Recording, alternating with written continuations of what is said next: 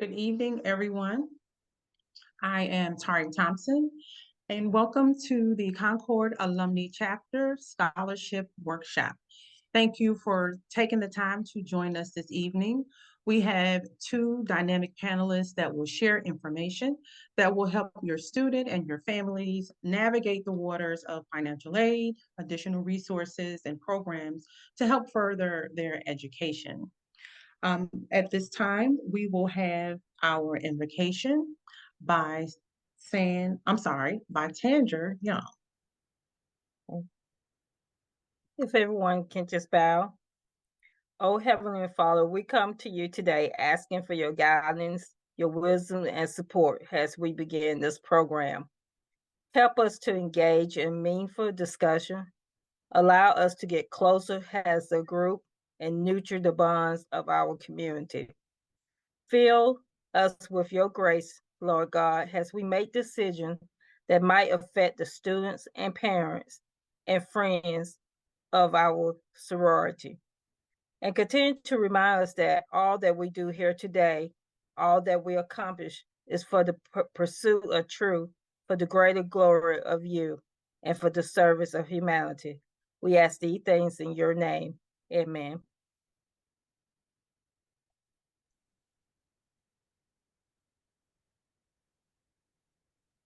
Amen.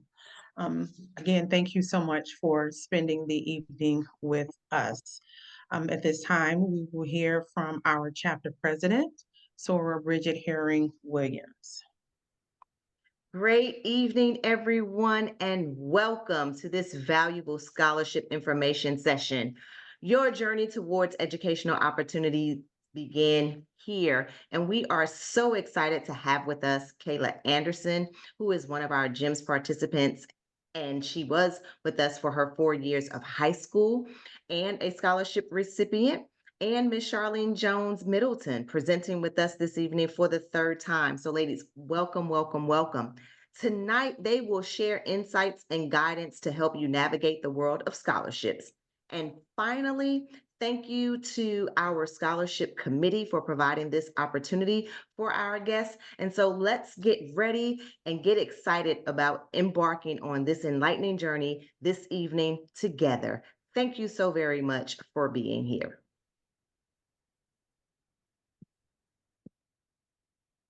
Thank you so much, Sora President. Sora Dale. Good evening, everyone. Thank you so much for joining us. My name is Sora Saisha Dale, co-chair of the Scholarship Committee for Concord Alumni Chapter, also with my co-chair, Sora Tanger Young. This is our third scholarship workshop that we've had under us being co-chairs. And so we always get excited about providing opportunities and information regarding scholarships to students because, as we know, the cost of everything is increasing, including education, and most students end up coming out of school with at least 40, I think the average they said is about $35,000, $40,000 in debt. So we just want to provide information that will provide alternatives for you all to look for funding for school. So that is a really, really exciting for us. And also we want you to, any rising seniors in the Concord, Cabarrus area, please be on the lookout. Our scholarship will be posted on January 1st. We have 3 scholarships for our chapter. So please be on the lookout for those. That information will be on our chapter website in January. So please be on the lookout for that. And I'm going to turn it back over to our host for the evening, Tari Thompson. Thank you so much for attending. Thank you so much, Sora Dale.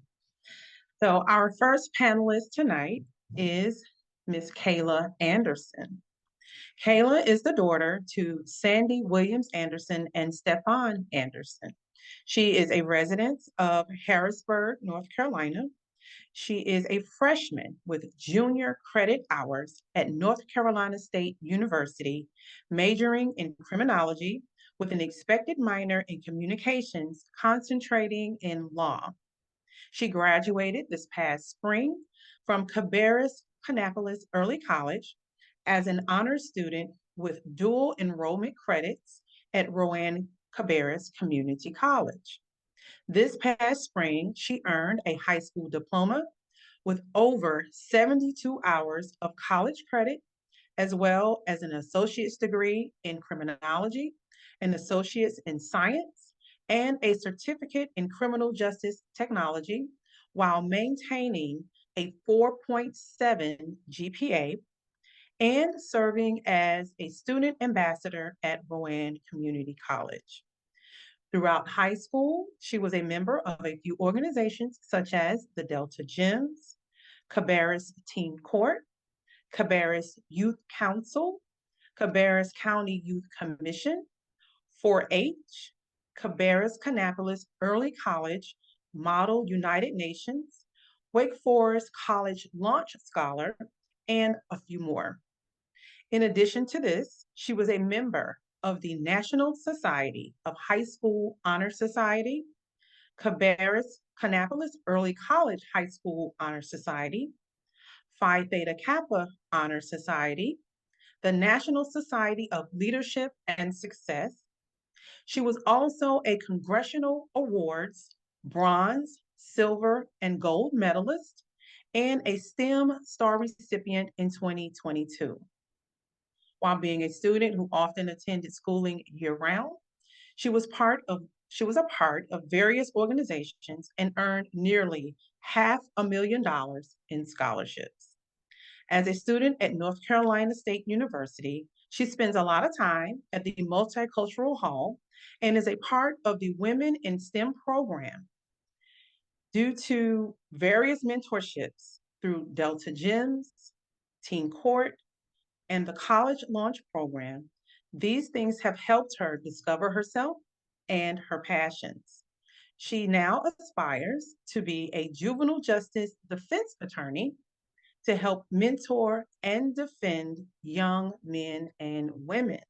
This young lady has been very busy, so we can see why she's earned over $500,000 in scholarships. Let's welcome our first panelist, Ms. Kayla Anderson. Hi, everyone. Thank you for having me. So yes, I'm a freshman at North Carolina State University, but I do have junior credits. And kind of just like what helped me get there was really just finding out what my passions were in high school, just trying to discover like what I like to do. That really helped with finding scholarships, finding organizations, stuff like that to really help me improve. It's easier to, I guess, volunteer for something or get involved in the community if you know like what you like. For me, I like kids. I like juvenile justice. I like the crime. Like I like stuff like that. So therefore, when I was looking for organizations to join or programs to look at, I was Googling like programs in my area that does da da da da. And that really helped me not only to get involved, but to also enjoy what I was doing, staying consistent. Something that I was told a lot throughout high school was it wasn't really about how many organizations you was a part of, how many services you was doing. It was definitely about the quality and how long you was doing it, how much effort you was doing it. So somebody could have one organization that they was a part of, but if they were the president or they was putting in 20 hours a week into this organization, then that definitely stands out upon somebody who just has a whole list of stuff that they really was just a part of and wasn't really doing anything in. So I definitely just suggest finding or even like looking at programs such as Delta Gems, because that was something that helped me find out what I liked to do. Even organizations like that, finding ways to figure out what you like to do would definitely help you along the way of becoming more involved in these programs and stuff to really help you. Something that I was also told to talk about was resume. Definitely build a resume, start building a resume. It definitely helps in the future as when you're applying for colleges, applying for scholarships, stuff like that, because it really already has all your ideas and thoughts and stuff you have been in already listed. So then it's just easier to be like, okay, making sure you're not forgetting anything, because you don't want to cut yourself short. Like if you was involved in all these things, why would you cut yourself short? So I definitely suggest building a resume, having somebody read over that resume. You might not use it like within the process, but it'll be something for yourself to use, something that you can look back on and be like, okay, this is what I did during this year, this is what I did in that year, stuff like that. Let's see what other tips I also suggest just getting close with your counselors. Luckily for me, I went to early college, so there was about 60 kids in my grade, maybe like 200-ish kids within the whole school. So my teachers and my staff, I was like already close with them. But even though you might go to a bigger school with hundreds of kids, still I recommend getting close with your counselors, getting close with your teachers, stuff like that, because that will also help within the scholarship process. Asking your counselor, like, hey, like, these are the things I'm interested in. What scholarships do you know of that will help me figure that out? Because your counselors are there to help you. That's the whole job description, is to help you, especially juniors, seniors. It is their job to really help you. So definitely use your counselors. Get in contact with at least 2 teachers that you know will brag about you, because that's the whole point of a recommendation letter, is the teacher is supposed to brag about you. So it's very important from the first day of class, to really build a relationship with that teacher. Go to class, do the homework, ask questions. Just make sure you're developing a close relationship with a teacher, because you're going to need that in the future. Most scholarships ask for recommendations. If not one, it's usually 2 recommendation letters per scholarship, per college application. So making sure you're building connections with teachers, your counselors, just getting really involved. And I know when I was a senior or when I was a junior, it was also coming like very overwhelming. So what I really do suggest is kind of making like a plan for yourself, making a guideline for yourself. Um, let's say, I don't know, maybe try and shoot for 2 scholarships a day, or 2 scholarships a week, excuse me, making sure you're not overwhelming yourself, because obviously scholarships, filling them out, not the best entertaining thing to do, but just doing that, making your guidelines for yourself will also make sure you're not getting burnt out. Is there anything else I could talk about? So can you share a little bit about how being a freshman, transitioning from, high school and entering into your freshman year, what has that been like for you? And are you still, are your scholarships continuous? Do you have full rides on all of them? Are you having to reapply for any of those scholarships? Talk a little bit about that. Yes. So first, I'm going to talk about the transition. So the transition from senior year to being a freshman in college definitely was a struggle. I feel like my situation is a little bit different just because I did already attend a lot of college classes already. So I kind of had, like, I guess, the idea of how professors are, like what a classroom is typically like. But I definitely think just like talking to my friends and how they were feeling, it is a little bit overwhelming. It is, especially just from having somebody, or just knowing, going to high school and then going to college, there's definitely a lot more freedom. There's not a bell that rings every single day. You gotta know where your classes are. You gotta go to class. If you don't go to class, then you might miss a test, you might miss just a whole bunch of stuff that professors, like, they don't have to go back over it for you. Like, if you get a nice one, they might, but they don't have to. So definitely the transition was a little rocky in the beginning. But after a while, you do adjust. Again, there's so many resources at whatever university you go to. Just finding those key people, finding those key places, and really just like sitting in there, going and talking to people, finding people that can help you, that will lift you up. Things like that is really crucial. And I suggest you start looking for that type of thing during the first 2 weeks of school. For me, it was a multicultural hall, and I think Wilson, I think that's the building. So that place, it was just really nice to just go in. It was like a lounge area. I would go in, there was always people in there. I would just talk to them. Sometimes I would do homework. Just finding places that make you feel like at home. It's like your home away from home. Finding places like that is crucial.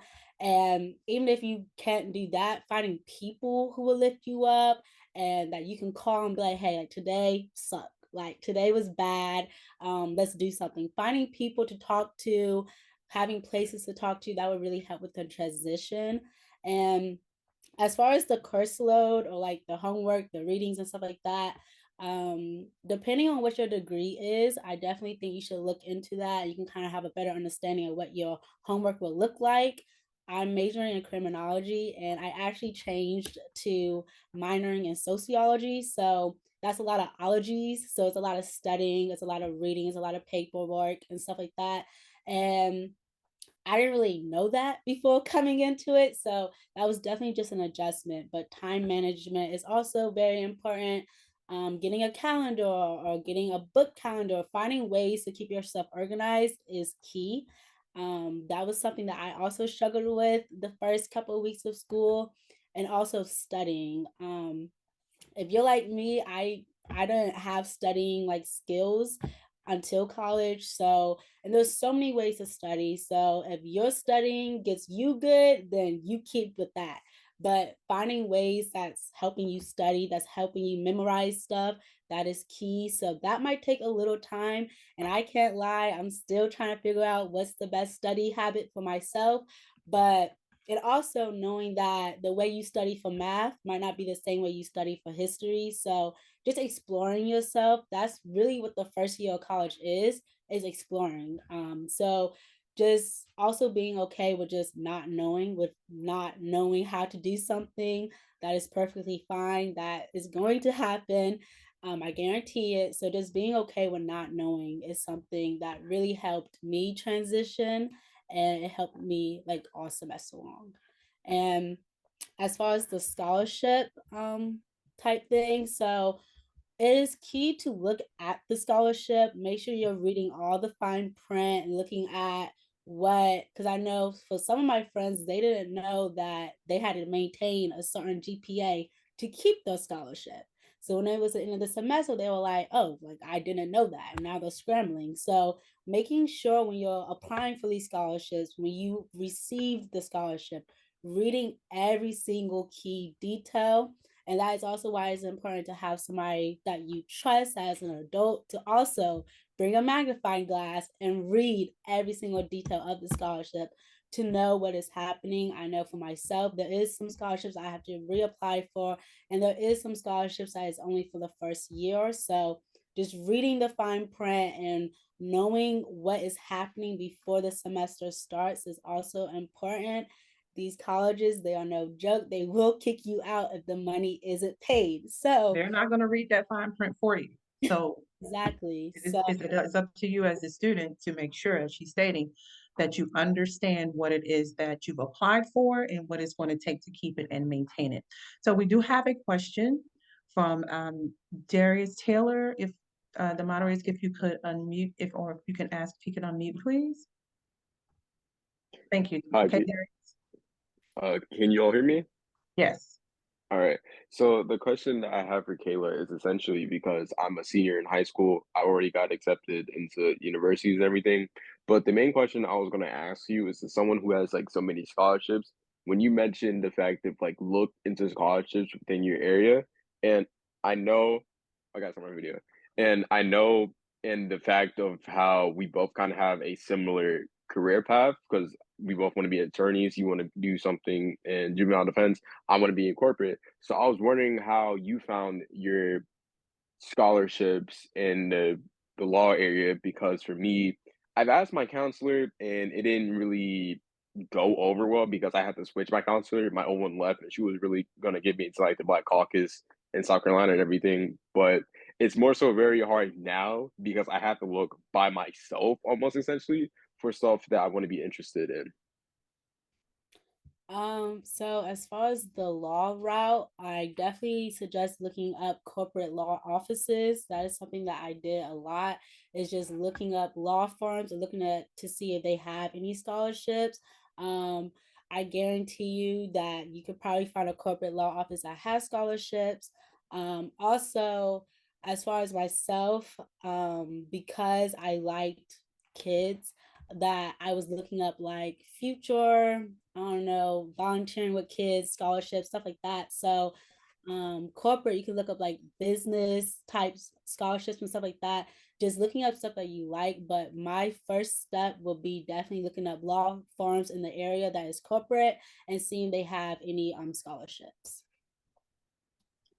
All right, thank you. I guess my last question would be is like, how do you stay consistent with all those scholarships? Like something for me that always like deterred me even now from applying to all these scholarships is just that I'm a good writer and everything, but I really just really don't like doing those essays. And so when I just like see those essays, it just really intimidates me because it's like I know I can do it. I don't want to do it because one, I'm a bit lazy. But two, it's just I really don't want to do all that.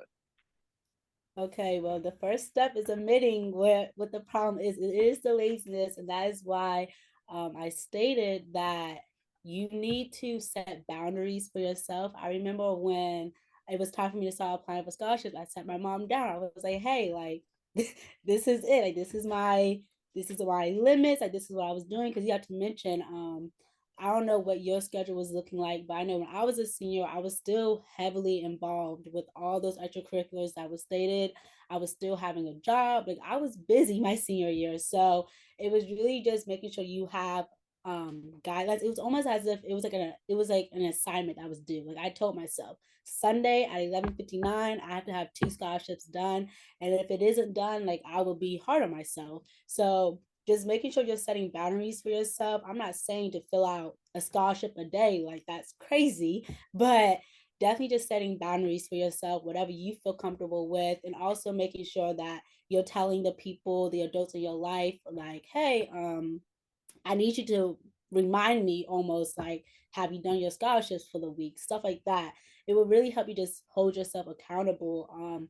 I know I remember I was lazy too. It was a battle. Me and my mom got into it a couple of times about scholarships, but just making sure that you're setting like boundaries for yourself. I feel like that's what really helped me at the end.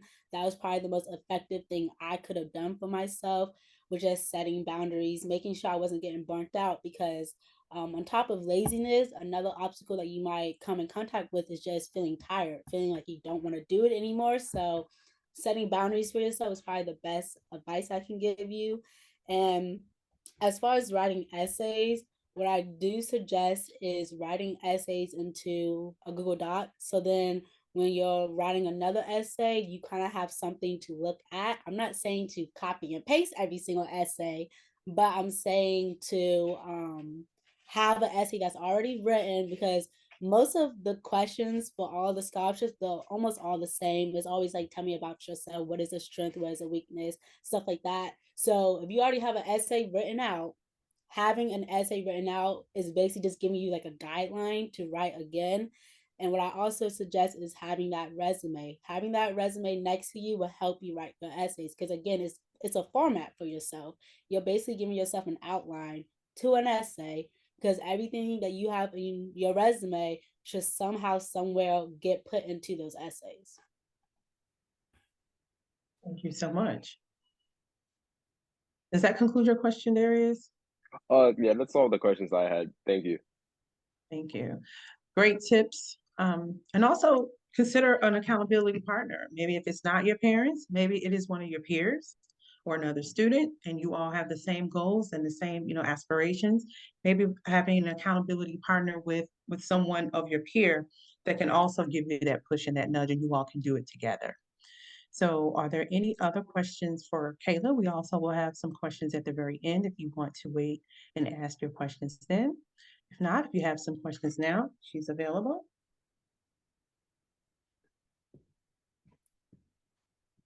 Right, as there does not appear to be any, thank you so much, Kayla, Thank you. for your attention. Our next panelist tonight is Charlene Jones Middleton, a career development coordinator. Charlene Jones Middleton is a Charlotte native who attended Briarwood Elementary, Cochran Middle School, and West Charlotte Senior High School. After graduating from Charlotte Mecklenburg Schools, she matriculated at the University of North Carolina, Chapel Hill, and studied sociology. While in undergraduate school at UNC, she was a member of the North Carolina Central University I'm sorry, North Carolina Central University. I'm sorry. Marching machine, forgive me. Eagle Pride Amplified, forgive. After graduating from UNC, she attended North Carolina Central University for a Master's of Arts degree in school counseling. Charlene currently holds an Associate Professional Mental Health Counseling license and a Certified College Counselor certification. She was a high school counselor for 9 years. Now, Charlene is blending her passion for school, career, and college counseling into a business for helping people in our community and also as a career development coordinator at a nearby high school. Please welcome our second panelist tonight, Ms. Charlene Jones Middleton. Charlene. Hello. Still getting used to my new name also. I am going to put a link in the chat. I think everyone should be able to see it. If you would like to follow along with my presentation, you can grab that link and open it on your device or save it. I have the ability to present, maybe. Yes. Oh, there it is. And this is the screen that I would like to share. So, does everyone see your presentation? Yes, no, maybe. Yes, I can see I it. can see it. Yes. Um, so, like I said, you can take the link that was put into the chat, or you can scan the QR code if you are on a computer and have your phone nearby.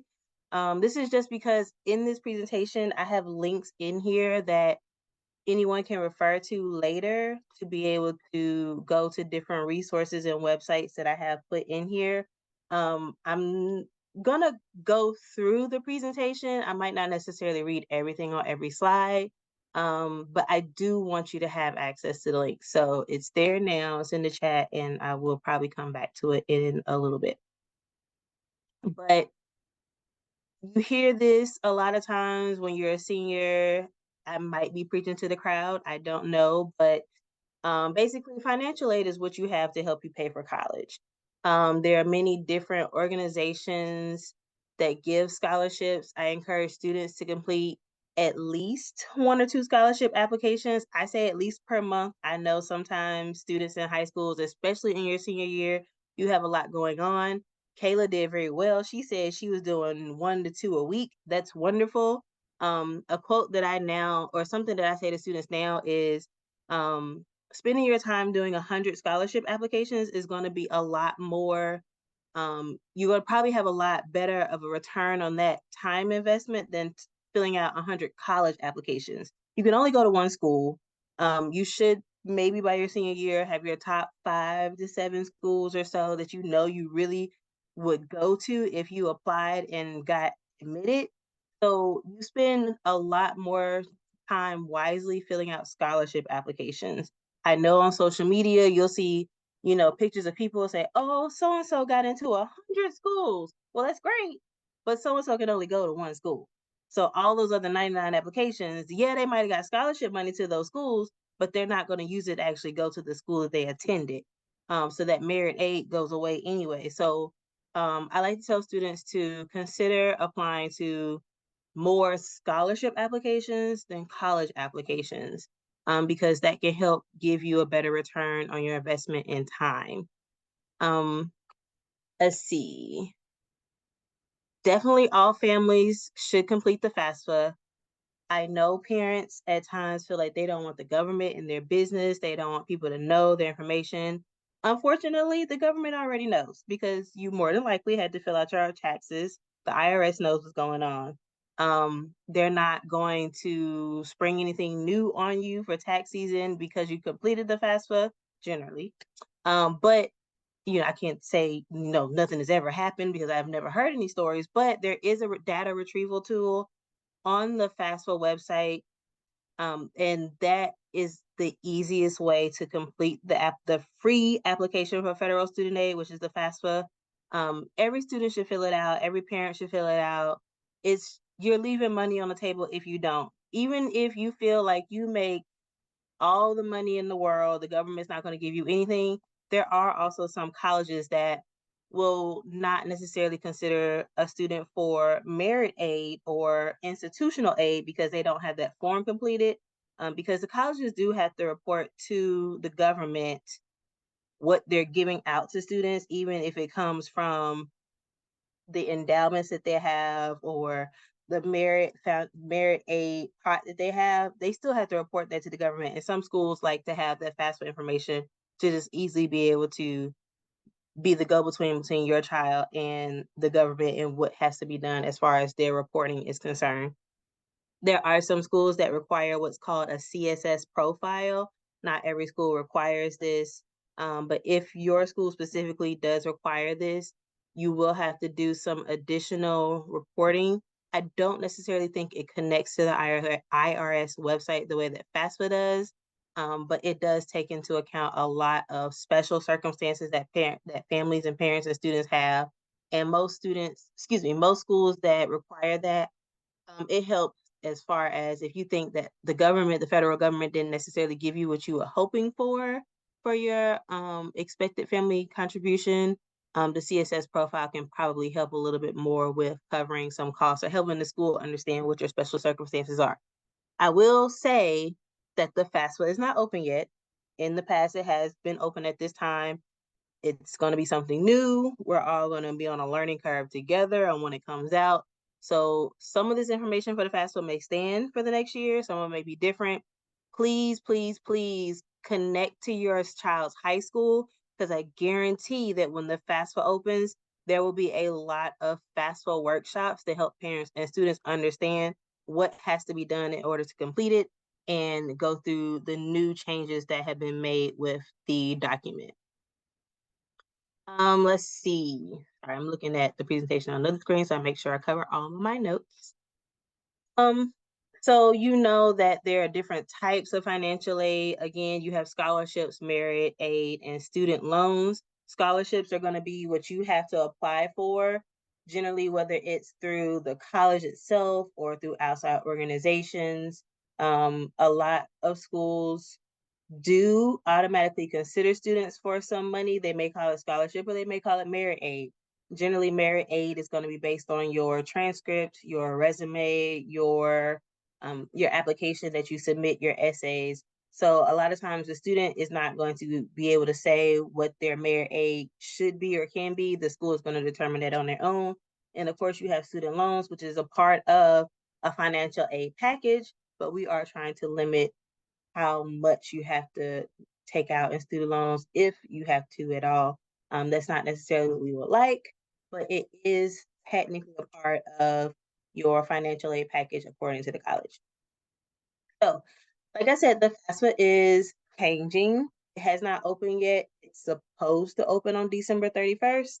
We are still waiting to hear from the federal government what is going to happen. In the past, they have used taxes not from this year. So say you filed your taxes in 2023, it's not looking at that. It's looking prior. So it's looking 2 years behind, because they don't feel like families' situations change as much. But like I said, if your family situation is unique, has changed since taxes were filed for the ones that are going to be required for you, generally you can fill out a CSS profile for your school if they accept it. Or you can do some other things such as make an appeal letter to the financial aid office at the school that you hope to attend. Once they give you your financial aid award, if you feel like it's not going to help you as much as you would hope, you can appeal to say, hey, my family situation is this going on, and the financial aid that was presented to me is not necessarily going to help me attend your school. You are my top college choice. I would love to attend here. I see myself being here, but as of right now, with the financial aid that I'm presented, I won't be able to attend. And some schools will take that into account if you make an appeal letter. And so they'll see what FAFSA said you were supposed to be able to pay and what they were going to give you, and then sometimes reconsider. Let's see. So I'm going into the CSS profile a little bit more. like I said, there are some schools that take the CSS profile, not all. If you are following along in the presentation, let's see if I can get the link to come up. You should be able to click the highlighted part. Nope, sorry, I went to the wrong thing. I do have some links in the end, and one of them will be able to take us to see some more about the CSS profile. So basically, it's another part of financial aid. As I said, if you are eligible for a fee waiver, you can use that to pay for the CSS profile because this document is not free. If you receive free or reduced lunch in the 2023-24 school year, meaning that you have completed that child nutrition form this school year, you receive free or reduced lunch, you can possibly use a fee waiver for not only the SAT or the ACT if you choose to take those, but as the CSS profile as well. I know in the past that a lot of people saying, well, I got free reduced lunch and we've had it, for a couple of years. That's because the state in North Carolina, I'm assuming everybody's in North Carolina on this webinar. The state has waived the lunch fees, but they're reinstated this year. And so, whether you've been getting free reduced lunch or not, or think you qualify for it or not, it never hurts to fill out the application to see if you were able to receive that designation and then be able to use fee waivers. Something to know with the CSS profile is that it will ask for non-custodial parent information. So if you are a student and you live with one parent and that parent has sole custody, or you don't necessarily go see your other parent as often, or you see your parent every other weekend or things like that, the CSS profile is going to ask for that person's information, that other parent's information. Or if you're living with grandma or auntie, it's still going to want your parents' information. So just keep that in mind. Some schools say they don't necessarily need the non-custodial parent information. Some schools say they really need that in order to make a determination with your CSS profile. A lot of schools have been using this to help determine financial aid for students who are applying as an early decision or early action student. So if the college that you require does want a CSS profile, and you can research this before you apply in your senior year, for those of you who are not seniors, you know what you can be looking forward to completing in your senior year as a part of your financial aid applications. Also, I just threw this in here because it's good to know if you are in North Carolina, you do have to complete the residency determination system form, or the RDS. It gives you a 10-digit number that says whether or not you are an in-state or out-of-state student. And this is all based on your parents' information, their license, or where they have their W-2s coming from, where they work, things like that.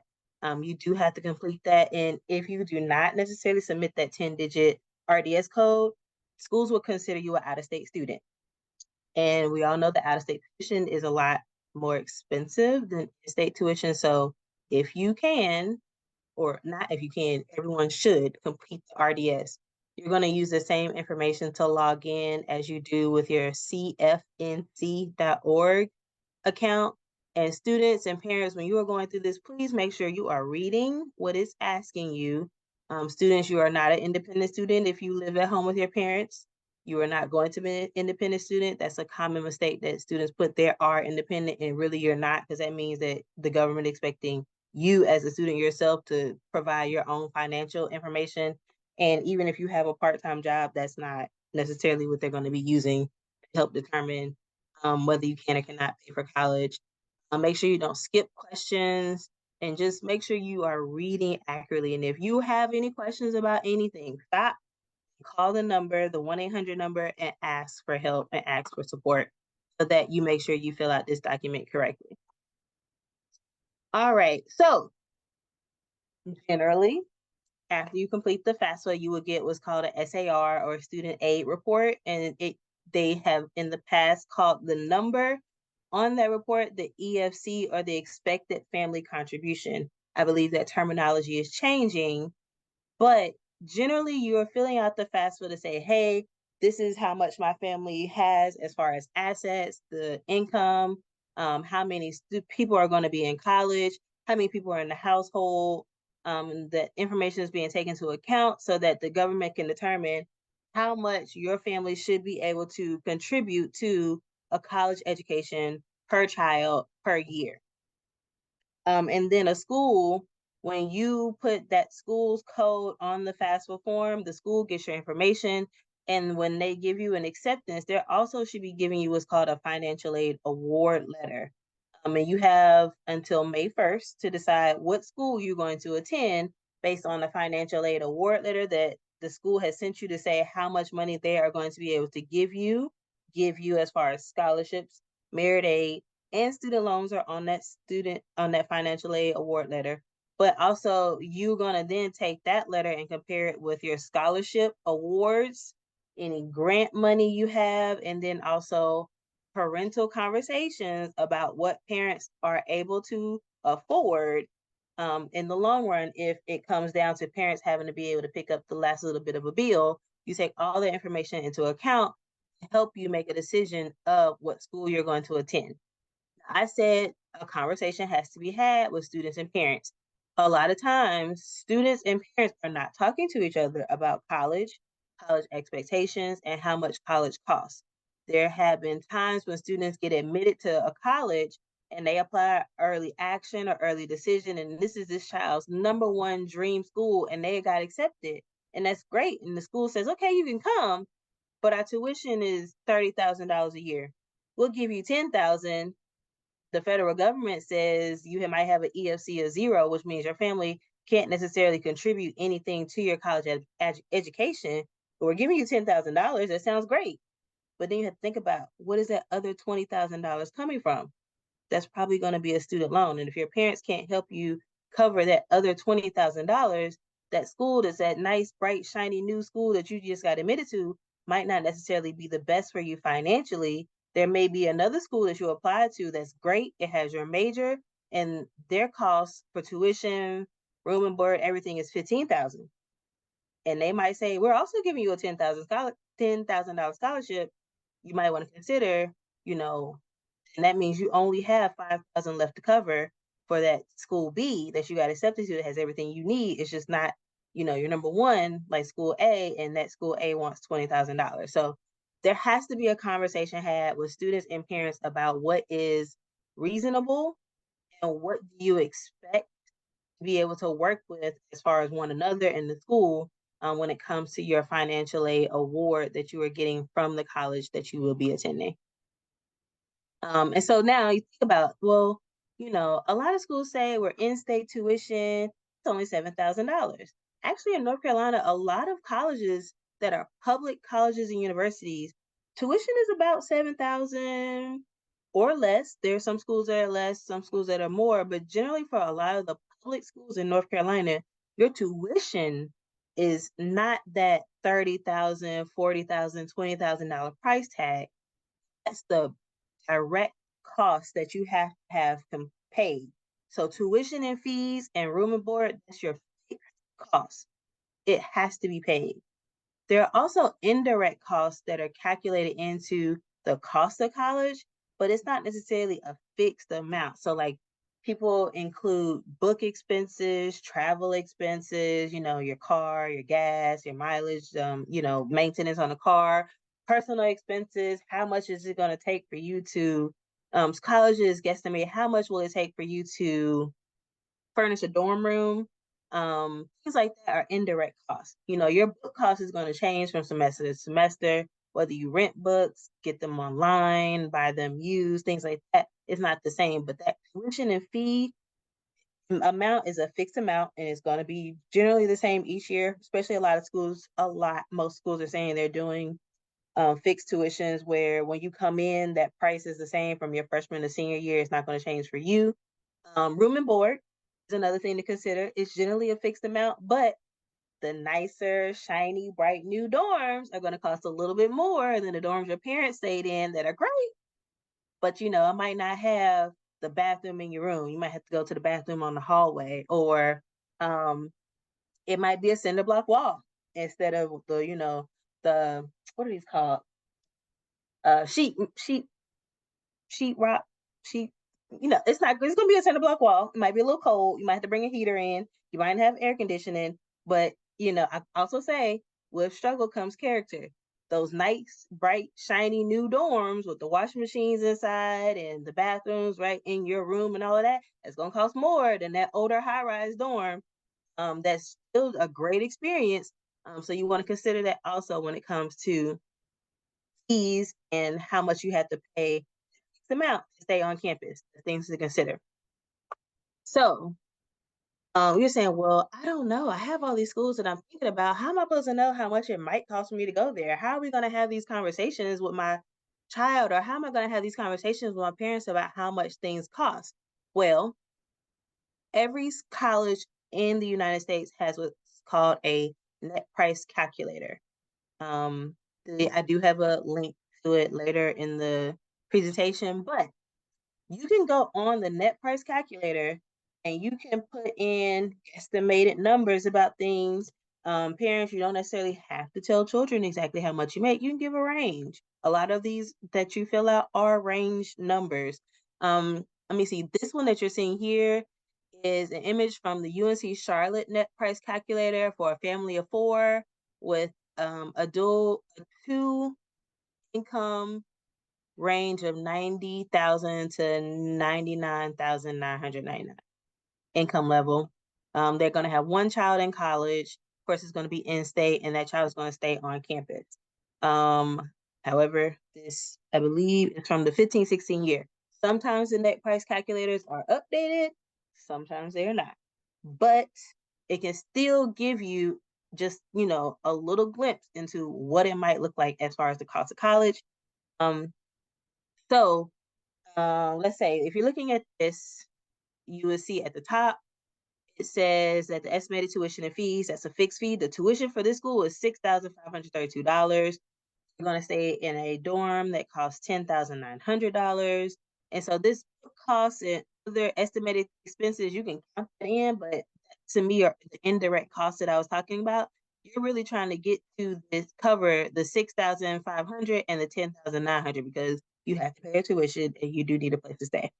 So on the left-hand side, I do have a couple other numbers. We have the cost of attendance minus the EFC. So the government says that this family, when they filled out their financial aid, it says that, and they had, their assets and whatnot. It says that the government says that they should be able to pay $10,500. We're taking this full number down here. You see the 19,206. So that's why you see on the left-hand side, it says the cost of attendance is 19,206 minus what the government thinks you should be able to contribute, which is 10,500. So that student still needs $8,706. Well, the college says we'll give you a $2,000 financial aid award. So that's your scholarships, your merit aid. And so, and on the right-hand side, it says after that financial aid, you still have to pay $17,202. Well, if you really think about it, let me see, I've written this down, but I can't necessarily see my notes that I have across the room from me. But just some simple calculations if you think about it. The 10,900 plus 6,532 is $17,432. So that's your fixed cost that you have to pay. You're gonna take away the $2,004 that the college is giving you a scholarship. So that's $2,000 paid for. So you have $15,428 that's paid for. So if you go make an appeal to the financial aid office, they're going to say, well, the government said you can pay $10,500. So if we come up with another $4,900 scholarship, you should be done. So we're covering all the costs that you need, but you still come up with that 10,500, everything's covered. And so you say, well, that's still a lot. Well, the government says you should be able to pay that. So either you should be saving money with your parents saving money, or you're going to have to cover that 10,500 with scholarships. just a lot. We can go over it a little bit with like simpler numbers, but that's kind of generally how financial aid packages are given and what you want to look for. So that's why it's so important to think about how many scholarships can you research? How many scholarships can you apply to? Where can you get financial aid that are not student loans? So that's why it has come into effect of what's your realistic standard about what can be afforded for college. I said before, and I highlighted here in bold, you can write an appeal letter to the financial aid office. So with that previous school, on that previous screen, it said $2,400 was your financial aid. You say, hey, we just can't do that in 2023. You know, things are higher. I really want to attend your school. That financial aid office might say, hey, well, you know, there are a lot of students who we admitted and gave money to. They're not coming to our school. We have a little bit more that came back to us. Yes, we can give you some more money. So that's how that appeal letter can be written. Appeal is different from negotiations. It's not really encouraged to negotiate with the financial aid office, but appealing is different, you know, giving them your information and what's going on. And then you can use this information of what they are willing to give you to help you decide what your decision is going to be as far as what school you're going to attend. Now, I took this chart from a website because there are plenty of sites that give you charts like this to help you see what the direct costs are that you have to pay for, indirect costs, what the federal government says you should be able to pay with your EFC, and then figuring out what number it is you need to cover with scholarships that you apply to in order to attend the college of your choice. I think what a lot of students they see is like, well, this scholarship says it's $2,500. I'm gonna apply to that and I'm gonna be good. Well, $2,500 might be nice, but if you think back to that family in the previous slide a couple slides ago, they still need to come up with $10,500. So you know, $2,500 can take some off, but they still need to keep applying. So a $2,500 scholarship here, $5,000 scholarship there, $500 scholarship here, $1,000 scholarship there. Those things add up. And that's why I say it's a better investment of your time to complete 100 scholarship applications versus 100 college applications. Because if you find that one school, you can then focus on how can I know that I'm going to pay for this college based on what the net price calculator says I might get, or based on what the financial aid award letter says I might get. But you can't necessarily wait on the financial aid award letter that you're going to get from your college before you start applying to scholarships. Scholarship applications can be started before senior year. There are some colleges that offer scholarships or organizations per se, but a lot of scholarship money is going to come from organizations that are looking for seniors to apply for their scholarships. So they necessarily put it in here, but what I would like to remind students is that I like to tell you to think backwards. Think of what is the career field you hope to be in. How does that correlate to a college major? What college offers that major? And then are you eligible to be admitted to that college or university? And when you think backwards that way, it helps you narrow down the schools to apply for. But then it also gives you a track of what should I be searching when it comes to my scholarship searches. So the young man earlier was saying, you know, how do I find these scholarships? You start putting in exact words of scholarship opportunities for Black male attending college, or scholarship opportunities for first generation Black male or Black female or Hispanic male or Hispanic female or first generation college student in general, that specifically describes who you are, or woman in law. That can be a specific scholarship search, or Black men in law, or males interested in law, or males that are going to be political science majors, or females that are going to be criminal justice majors. That's how you tailor your scholarship searches if you are looking on Google, or on some of the websites like PassWeb or finaid.org. But I also tell students, once you thought backwards, go back to that college that's really your number one school and say, if every college has a search button, generally in the top right corner of their website, go to that search button and type scholarships. So you're starting with the college that you're interested in and seeing what scholarships are available, or what does their scholarship application process look like. Some schools have you fill out an application that's separate from your admission application. Some schools will automatically consider you for the scholarships that are available at that institution. Or some will say, hey, here's a list of everything we have, all the people who give money to our students. It's up to you to apply. East Carolina is one of those. That's why I just thought about that. But start at the college that you're interested in and search what scholarships are available there that you can apply to. And you know, those are going to go directly to you at that college or university of your choice.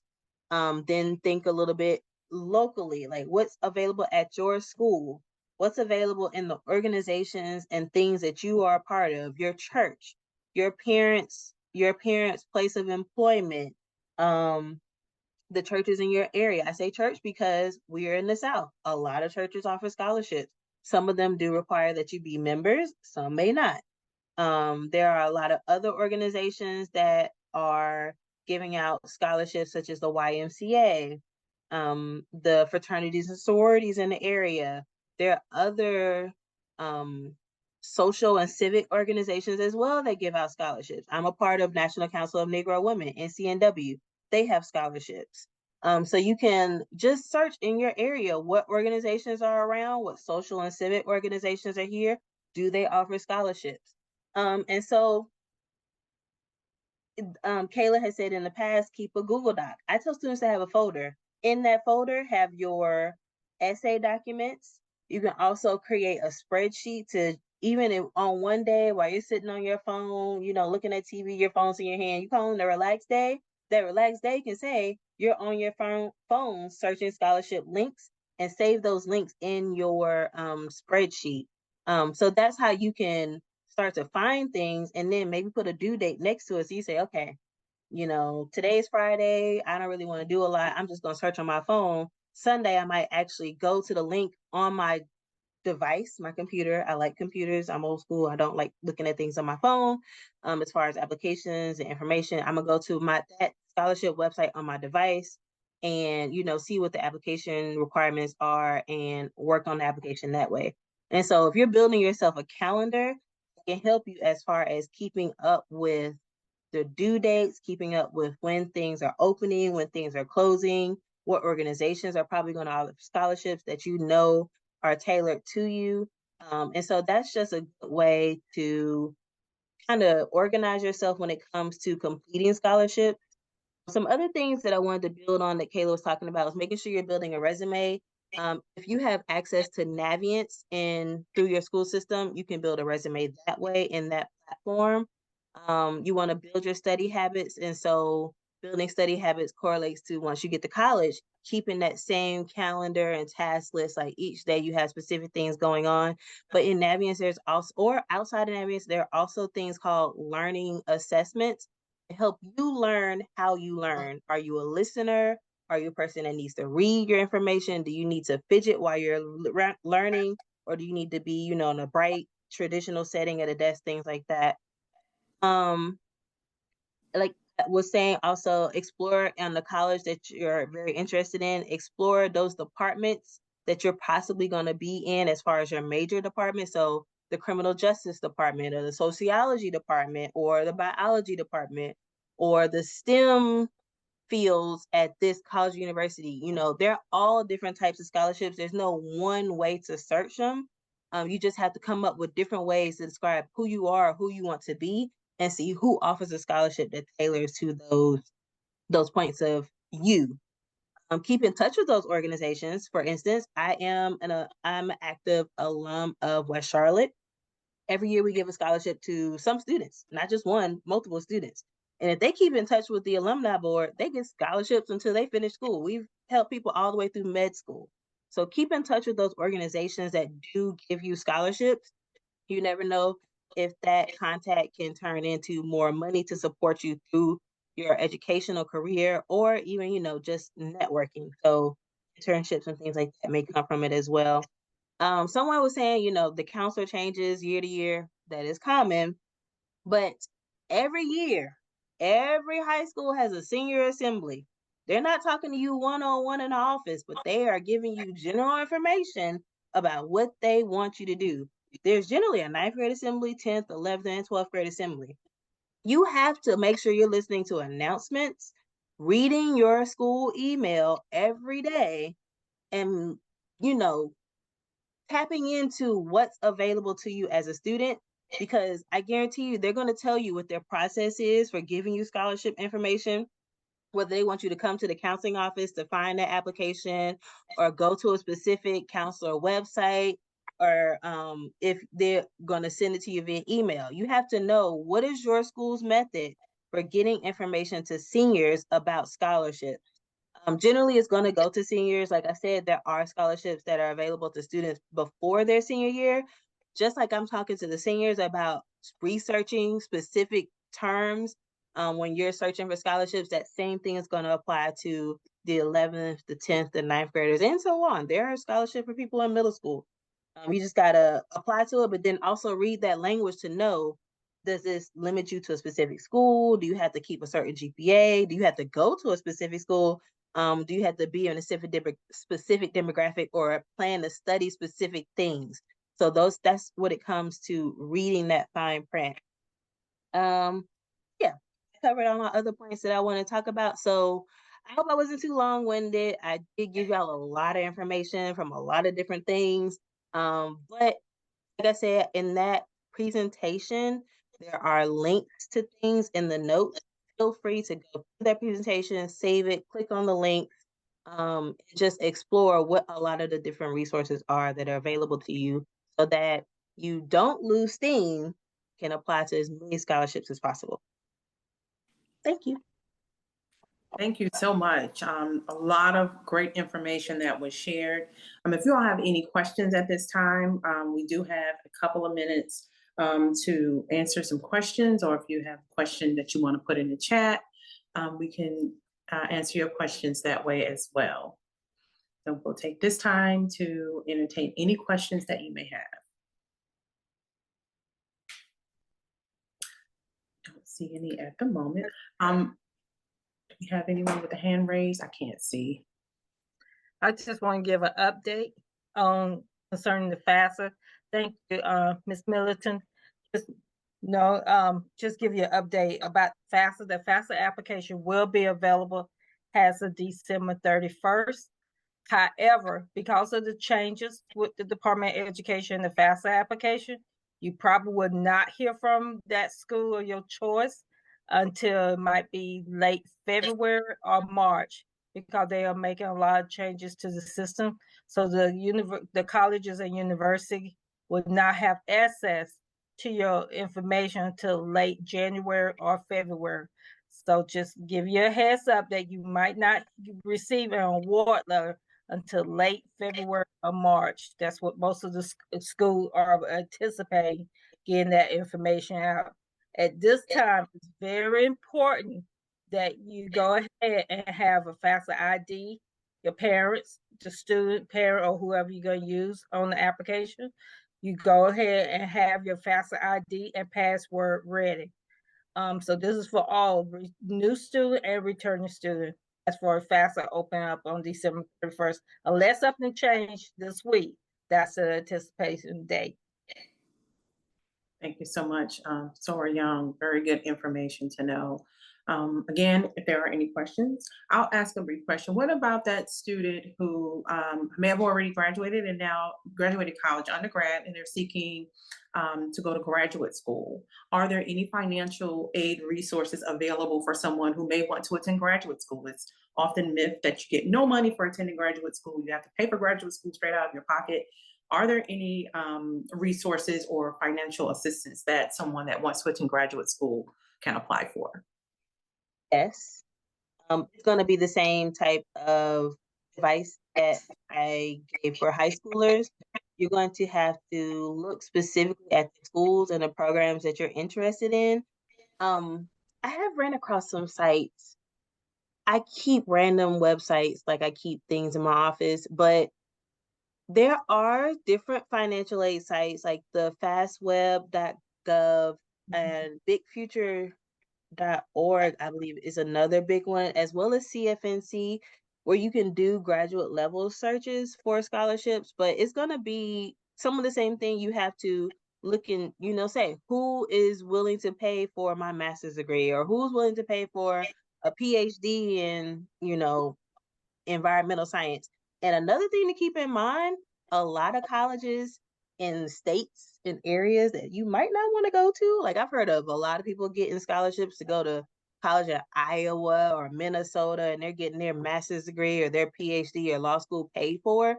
A lot of schools that are not necessarily, on the coasts where, large populations are and a lot of people are, gravitating towards, a lot of those schools offer a lot of scholarship money for continuing education or your professional degrees. And I like to also tell people, accredited schools are good schools. And as long as it's accredited, it's probably a good school. What's going to fit for you in your financial situation. Financial fit is also just as much of a thing to be considered as job fit or just fit in general. Financial fit is a big thing.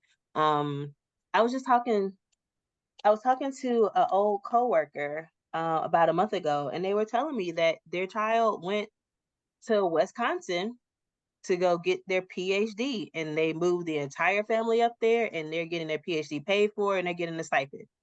It's free. So, you have to be willing sometimes to relocate when it comes to grad school. I have a cousin that just went to Northwestern, actually in Chicago. She graduated from Chapel Hill. She's up in Northwestern to study for school, but they're paying for her to come up there. So it's cold, but it's free. Another one that's just got a grad school, they pulled her from undergrad at North Carolina Central to go to Michigan. And they're paying for her grad school. So, you have to, a lot of times, be willing to relocate for money for grad school. Great information. Thank you so much. And someone had, Sorry, I was just going to add something. I just wanted to piggyback off of what you just said, Charlene. I know there, like for law school, there's a law school in, I think, Boston. It's Suffolk Law that they pay for HBCU graduates. They pay for your entire law degree.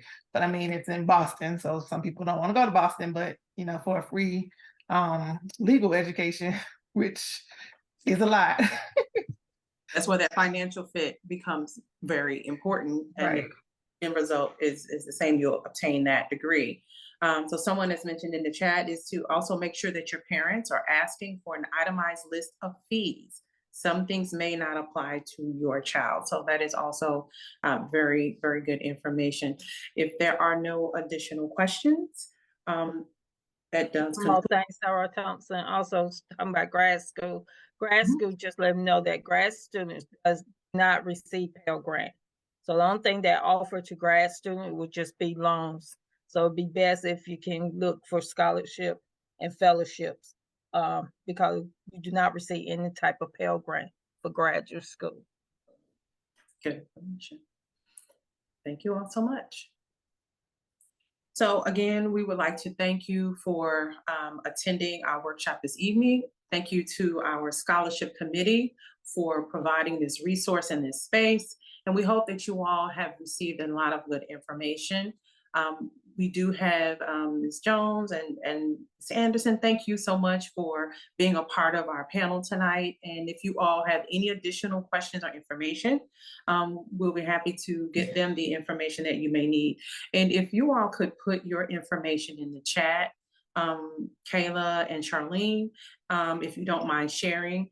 And if someone has any additional questions, they may be willing to, reach out and you may be able to assist them a little bit further in a more contained environment. Thank you so much. Again, thank you all. Their information is now in the chat. Thank you all again for being with us this evening. And we hope that you have a very Merry Christmas and a very healthy and prosperous New Year. Good luck to your student and your families as they pursue additional education and the funding is available to them. So again, thank you and have a good night. Just to add one more thing before everybody gets off, I meant to say it in my comment. We will have a FAFSA workshop on January 29th. So that information will be coming out as well. So anybody who wants to join to get some information about the FAFSA, it will be sponsored. I mean, it will be the panelists that will be doing that is from College Foundation. So that will be on January 29th via Zoom. So that will be coming out soon. So look for that information on our website and our social medias.